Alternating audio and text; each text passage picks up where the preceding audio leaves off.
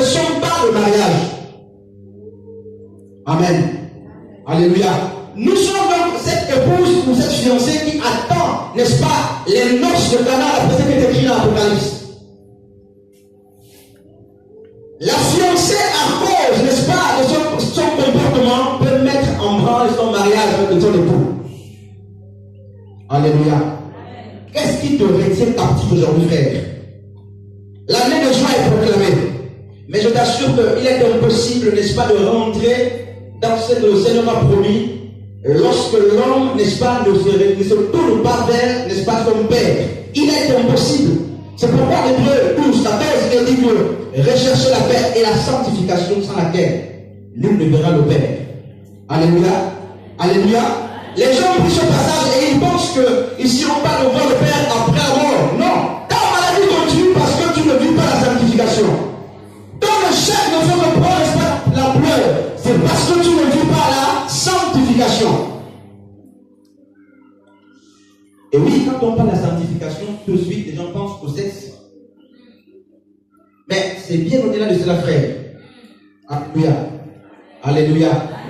Parce que c'est ça. Nous, on pense que la sanctification, c'est le sexe. C'est l'adultère. Il faut fuir l'adultère et la fornication. C'est bien au-delà de cela, frère. Et même si tu n'as même pas encore atteint le niveau physique de l'adultère, regarde ta pensée. N'était pas ça pour l'adultère, frère. Vous, et les gens qui se masturbent ici, frère, ce sont des fornicateurs et des adultères. Et ils n'hériteront pas le royaume des cieux. Oui, physiquement, tu n'as pas touché de femme, tu n'as pas touché d'homme. Mais ta pensée est polluée. Ta pensée est polluée par frère. Chaque jour, tu es exposé à ce qui pollue ta pensée.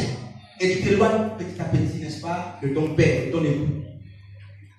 Église du Seigneur, Dieu nous interpelle à nouveau. Dieu nous interpelle. Dans Luc 12, à partir du verset 2 jusqu'à 3, la Bible dit que tout ce qui est secret, tout ce qui est secret sera connu le grand jour. Alléluia. Il n'y a rien de caché qui restera tel. Frère, sœur en Christ, chante, prédicateur d'évangile. Ce que tu fais sera révélé. Alléluia. Ce que tu fais dans le secret sera connu. Parce que Jésus a la lumière. Et en lui, il n'y a rien qui reste éternellement dans la cachette. En secret, il n'y a rien. Absolument rien. Tu portes les vêtements, tu plais aux hommes, tu viens, tu plais aux hommes, tu prends le micro, tu plais aux hommes. Avec l'apparence, n'est-ce pas, de l'agneau. Mais tu es un loup ravisseur. Le temps viendra, si tu ne te répands pas, Dieu va te livrer. Alléluia. Alléluia. Donc la restauration, c'est la guérison.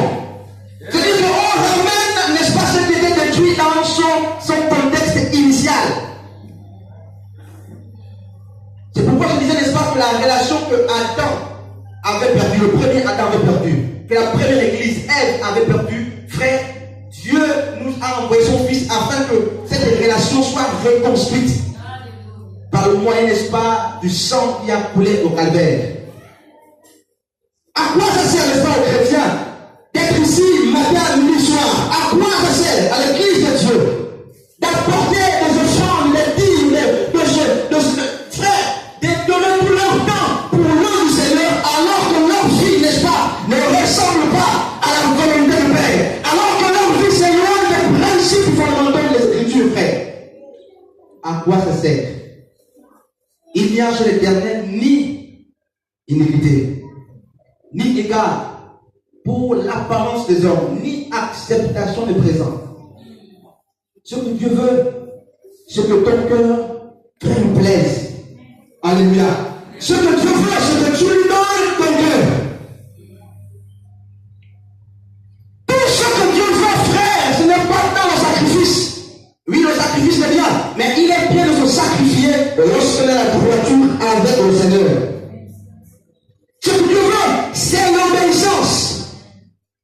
C'est ce qu'il veut faire. C'est pourquoi vous allez trouver des chrétiens qui ne mettent pas leur papier ici, mais qui sont à côté de Dieu. Plus que nous qui sommes ici matin, midi et soir.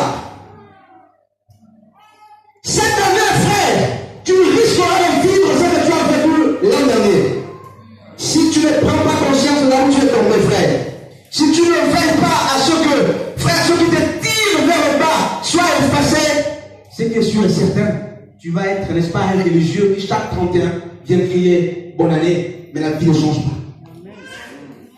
Alléluia. Ce n'est pas ce que Dieu veut pour toi, frère. Ce n'est pas ce que Dieu veut pour toi. L'église qui hier, n'est-ce pas, était la vérité, l'église qui était l'image de Christ, frère, est devenue pire que le monde. Pire que le monde. Les adultères sont dans l'église. La fornication dans l'église. Des hommes de Dieu qui se battent entre eux, disant je suis plus grand que X. Frère, c'est le seul ministère. Et autant ministère est venu sur l'autre, il se complète. Nous sommes appelés à nous compléter. Même si les fonctions sont différentes, nous sommes appelés à nous compléter, frère. Il n'y a pas de grand, il n'y a pas de petit. C'est le Christ qui est grand, c'est lui la tête. Et nous sommes les membres.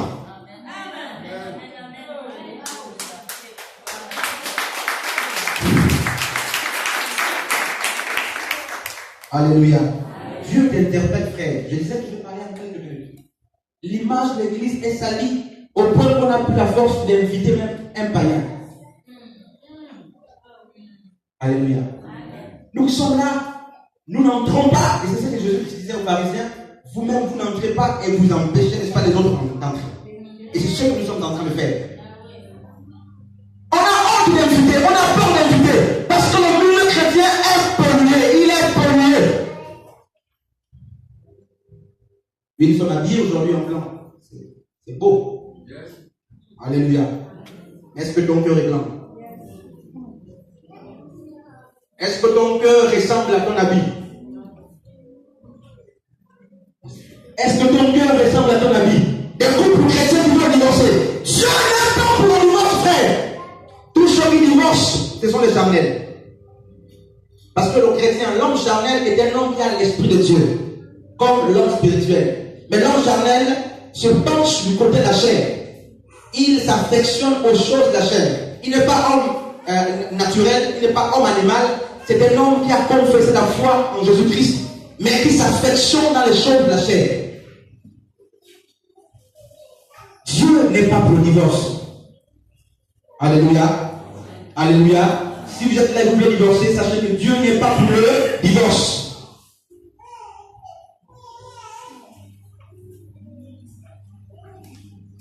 Dieu nous interpelle, frère.